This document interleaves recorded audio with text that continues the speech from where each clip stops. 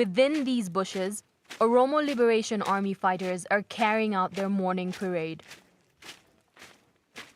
They have no headquarters or base and move constantly in the direction of the federal forces.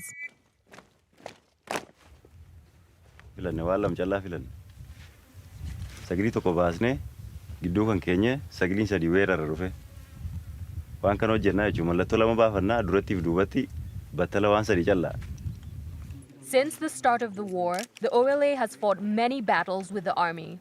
It now occupies territory located only a few hours' drive from Addis Ababa. Today, these soldiers are training for combat. Then our army is ready to crush this military of Ethiopian regime. We have a program to do that from day to day, from week to week.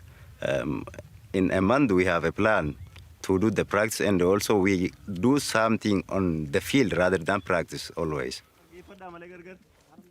The men enlisted by the OLA are not professional fighters. Some were students, others were working.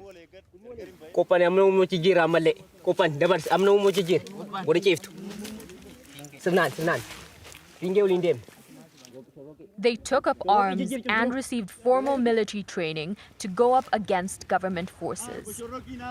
We in the OLA, our goal is to liberate our people and our land. We're not afraid of death. We're not afraid to stand up to our enemies. If necessary, we will break our own bones into pieces to build the bridges that will lead our people to freedom.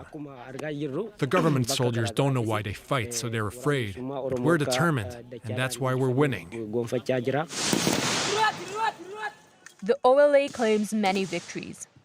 In this video, which the rebels say they filmed on September 15th, they take control of a town west of Addis Ababa. According to them, residents of the town welcome their win, and many internally displaced people come to ask for their protection. Other civilians opted to leave and took refuge further south, on the other side of the border in Kenya. 100 families live in this makeshift camp. They left everything when the army invaded their village. They explained that the military killed one of their own and were planning to execute some men in the village.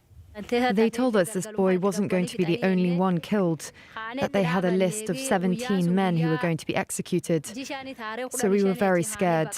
We immediately decided to flee to Kenya. That was on April 15th. No access to water or a doctor. Living conditions here are harsh, and village elders are unable to say when it will be possible to return to Ethiopia. At the moment, there is fighting between Oromo and Amhara forces who are collaborating with the government. Recently, I heard on radio that 20 Oromo were killed. Their houses were burned. The situation is still terrible, and killings are still being carried out. About this war, I can't do anything about it, and I don't think we can expect much from it. It's not going to change our lives. While he remains doubtful, OLA soldiers say they're fighting for civilians. They want to help the people they consider oppressed by Prime Minister Abiy Ahmed's government. They steal our property. They rape women, even pregnant women who end up losing their babies. Parents and their children are killed in front of each other. I am fighting with the OLA to free the Oromo people and stop the violation of our rights. I have given up on my comforts, left my home, and I am ready to die to liberate my people. Off to the side, the group's leaders discuss their next plan of action. The second-in-command predicts that the rebels will topple the government soon. We want to bring down this murderous regime, along with other people whose rights are being violated, like the Tigrayans and other tribes in Ethiopia. We will unite and form a transitional government that will take care of all the people who have been oppressed. The rebel groups are unable to say when they plan to attack Addis Ababa, but they are less than 200 kilometers from the capital. To suppress them, the Prime Minister declared that he's leading troops to the front line. In the meantime, the rebels say that they're confident that soon they will take power.